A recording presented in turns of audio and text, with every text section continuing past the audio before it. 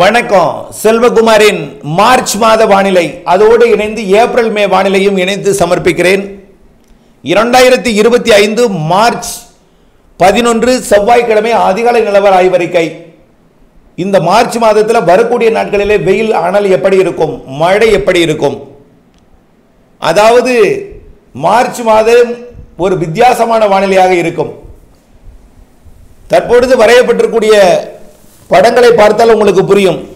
கற்பனை காணொளிகளை இந்தியாவிலேயே ஈரப்பதம் மிக்க இடம் தமிழ்நாடு மட்டும்தான் இப்போ. ஏனென்றால் கிழக்கு காற்று உள்ளே நுழைகிறது. வேற எங்கும் இந்த ஈரப்பதம் மிக்க இடம் இல்லை. இலைகளிலே தென்மேற்கு பருவமழைக்கு பிறகு பெரிதாக வட இந்தியாவில் மழை இல்லாத காரணத்தினால மழை இருந்தது. ஆனால் எல்லாம் பாறைகள், தக்கான பூடபூமி எல்லாம் பாறைகள், பாறைகளிலே நீர் தேங்காது. தமிழ்நாடு மட்டும்தான் இப்பொழுதைக்கு கொஞ்சம் வடகிழக்கு பருவமழை நிறைவடைந்த நிலையிலும் தொடர்ந்து கொண்டிருக்கூடிய இந்த கோடை மழையும் கை கொடுத்து இலைகளிலே ஈரம் இருந்து காற்றிலும் ஈரம் இருந்து ஒரு இயற்கை சூழல் மிகச்சிறப்பாக அமைந்திருக்கக்கூடிய இடம் தமிழ்நாடு. அதிலேயே அனல் காற்று என்று அச்சமடைந்து கொண்டிருக்கிறீர்கள். அச்சப்பட தேவையில்லை. சூரியனின் குத்துக்கதிர் வந்தால் அனல் வீசாமலா இருக்கும். மார்ச் ஏப்ரல் மாதங்களில் வெயில் அடிக்காமலா இருக்கும். மார்ச் 21 சூரியனின் குத்துக்கதிர் வராமலா இருக்கும். எல்லாம் நடக்கும். ஆனால் வழக்கத்தை விட இந்த ஆண்டு மார்ச் ஏப்ரல் மே மாதம் சற்று வித்தியாசமாக இருக்கும்.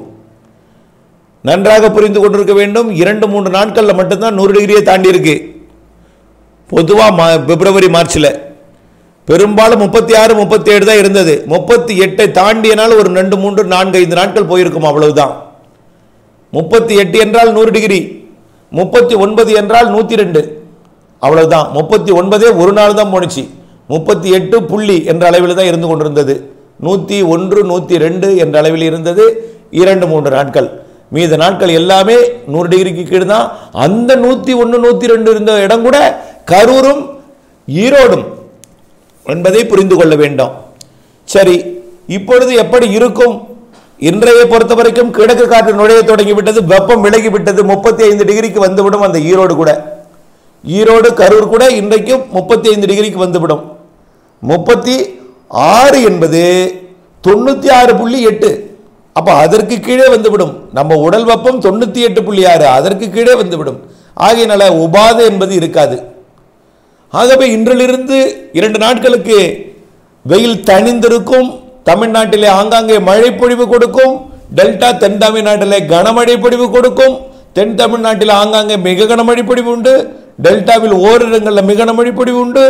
தென்கோடியில் நாலுமூக்கு ஊத்து காக்காட்சி போன்ற பகுதிகளில் அதிக கனமழை பொழிவும் வாய்ப்பு உண்டு. கர்நாடக ஆந்திர எல்லையோரத்தில் தூறல் நனைக்கும் மழை பொழிவுகள், நீலகிரி வரைக்கும் மழைப்பொழிவு, கிருஷ்ணகிரி வரைக்கும் மழைப்பொழிவு எட்டி பிடித்தாலும் லேசான மழைப்பொழிவு, தூறல் நனைக்கும் மழைப்பொழிவுகள் அங்கே இருக்கும். தென்கிழக்கே வர வர மழைப்பொழிவு கூடுதலாக இருக்கும். இதுதான் இப்பொழுதைய வானிலை அறிக்கை, இன்றைக்கு நாளைக்கும். சரி, நாளை மறுநாள் அதாவது 13, 14, 15, 16 இந்த 4 நாட்களும் மழை வாய்ப்பு இல்லை. காற்று சுழற்சி தொலைவில் இருக்கும். சுமத்ரா தீவிரிகை இருக்கும்.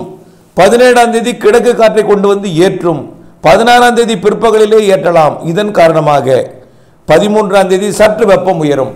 அதாவது 36 என்பது 37ஆக மாறும். ஈரோடு கரூரிலே வரக்கூடிய 13ஆம் தேதி.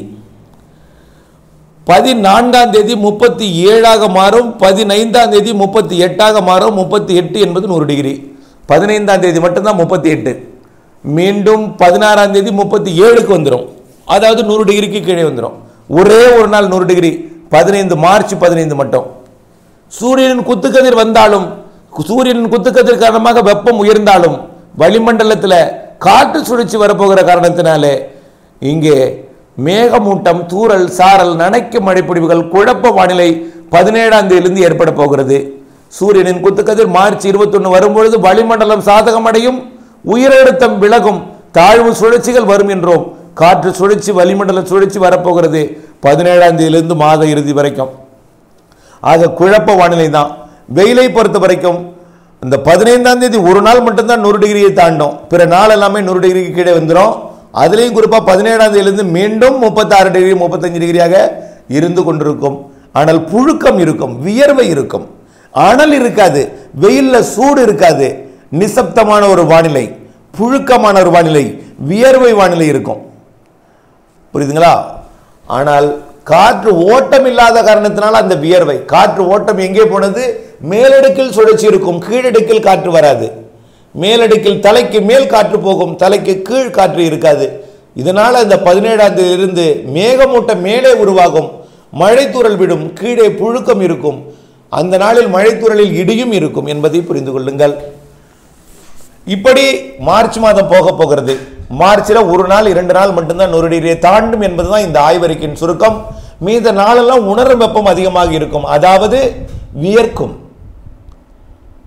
அனல் இருக்காது, சூடு இருக்காது என்பதை தான் நம்ம புரிந்து கொள்ள வேண்டும். ஒருவேளை சூடு இருந்தாலும் அது 36 தான். ஆகவே 100 டிகிரிக்கு மேலே போனால் தான் நம்ம உடல் உபாதை கொடுக்கும். அதாவது 98.6 நம்மளுடைய உடல் வெப்பத்திற்கு மேலே போனால்தான் நமக்கு அசௌகரியம் ஏற்படும். அசௌகரியம் ஏற்படுகிறது பலருக்கு. அது கூட ஏனென்றால் குளிர்சாதனத்தில் இருந்து பழகிவிட்டார்கள். கார்களிலே பயணிக்கும் பொழுது வெளியே வந்தால் அனலாகத்தான் இருக்கும். குளிர்சாதன அறையிலிருந்து வெளியே வந்தால் அனலாகத்தான் இருக்கும். இரவு நேரத்தில் குளிராக இருக்கிற காரணத்தினாலே பொழுது விடிந்ததும் வெயில் வந்ததும் அது உபாதையை கொடுக்கிறது. இதுதான் வழக்கமாக இருக்கிறது, புரிந்து கொள்ள வேண்டும். அடுத்தபடியாக ஏப்ரல் எப்படி இருக்கும்? ஏப்ரல் மாதத்திலும் காற்று சுழற்சிகள் உண்டு, மே மாதத்திலும் காற்று சுழற்சிகள் உண்டு.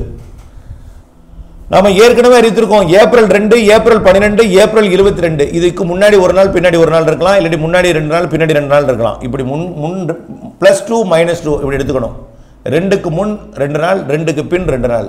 அதனால 2, 12, 22. அதே போல மே 2, மே 12, மே 22. இந்த நாட்களிலே காற்று சுழற்சிகளுக்கு சாதகம். இந்த நாட்களிலே மழை பொழிவிற்கு சாதகம். அனல் குறைந்திருக்க சாதகம். கண்டிப்பாக இந்த நாட்களிலே அனல் குறைந்திருக்கும். காரணம், கிழக்கு காற்று வரும் என்பதனால் அனல் குறையும். இரு காற்று இணைவை பொறுத்து மழை பொழிவு தீவிரமடையும். கண்டிப்பாக ஏப்ரலில் ஒரு வலுவான நிகழ்வு, மேயில் ஒரு வலுவான நிகழ்வு மழை பொழிவை தரும். இந்த ஆண்டு மழை பொழிவு தமிழ்நாட்டிற்கு சாதகம் இருக்கிறது. காரணம், கடல் நீரோட்டம் தமிழ்நாட்டை ஒட்டி வலுவாக இருக்கிறது. கடல் வெப்பமும் தமிழ்நாடு இலங்கை ஒட்டி அதிகமாக இருக்கிறது. இந்த ஆண்டு நடுநிலை ஐஓடி அமைய போகிறது. லானினா தொடரப்போகிறது. எல்லினோவிற்கு வாய்ப்பில்லை. ஒருவேளை நடுநிலையாக இருக்கலாம். லானினா என்பது கொஞ்சம் வீக்காக இருக்கலாமே தவிர லானினாவிலிருந்து எல்லினோவிற்கு வாய்ப்பில்லை. நடுநிலை அமைப்பு பசிபிக்கில் அல்லது லானினா இந்திய பெருங்கடலில் நடுநிலை ஐஓடி, அதாவது 2 பக்கமும் வெப்பம் சமமாகவும் அதிகமாகவும் இருக்கும். 2 பக்கமும் ஒரே அளவு வெப்பம். இது மழைப்பொழிவிற்கு சாதகம். கோடை மழைப்பொழிவிற்கும் சாதகம், தென்மேற்கு வடகிழக்கு பருவமழைக்கும் சாதகம். இந்த ஆண்டு மழைப்பொழிவில் பற்றாக்குறை வாய்ப்பில்லை. ஆனால் ஒதுக்கி ஒதுக்கி பெய்யும். ஓரிடத்தில் கூடுதலாக பெய்யும், ஒரு இடத்தில் குறைவாக பெய்யும். ஒட்டுமொத்தத்தை பார்க்கும் பொழுது சராசரிக்கு கூடுதல் மழை இருக்கும். இதுதான் இந்த ஆண்டின் மழை பொழிவு அறிக்கை. கண்டிப்பாக இந்த ஆண்டு தென்மேற்கு பருவமழை நாடெங்கும் சிறப்பாக பொழிந்து இந்திய பொருளாதாரத்தை ஏற்றும் அளவிற்கு தென்மேற்கு பருவமழை அமையும். 25% இடத்துல பாதிக்கும் மழை பொழிவும் இருக்கும் நாடெங்கும். தமிழ்நாட்டை பொறுத்த வரைக்கும் அதே தான். வடகிழக்கு பருவமழை கடலோரம் கொஞ்சம் ஒரு சில இடங்களில் பாதிக்கும் மழை இருக்கும். ஆனால் ஒட்டுமொத்தத்தை பார்க்கும் பொழுது உள் மாவட்டங்களில் கூட விவசாயத்துக்கு ஏற்ற மழை. நீங்கள் விவசாயத்துக்கு ஏற்ற மழைனா மழை சீராக இருக்கும் என்று பணி செய்யக்கூடாது. மழைநீர் சேகரிப்பு அமைப்பை ஏற்படுத்திவிட்டு மழைநீரை சேகரித்து விட்டு கைவசம் நீர்த்தேக்கி கவலை இல்லாமல் விவசாயம் செய்ய முற்பட வேண்டும். வானிலை எப்பொழுதுமே உங்களுக்கு மழையை கொடுக்காது, சேர்த்து சேர்த்து பொழியும். இதுதான் இயற்கையை மாற்றிய இந்த காலம். இணைந்த இருங்கள் அப்டேட்ஸுடன். நன்றி.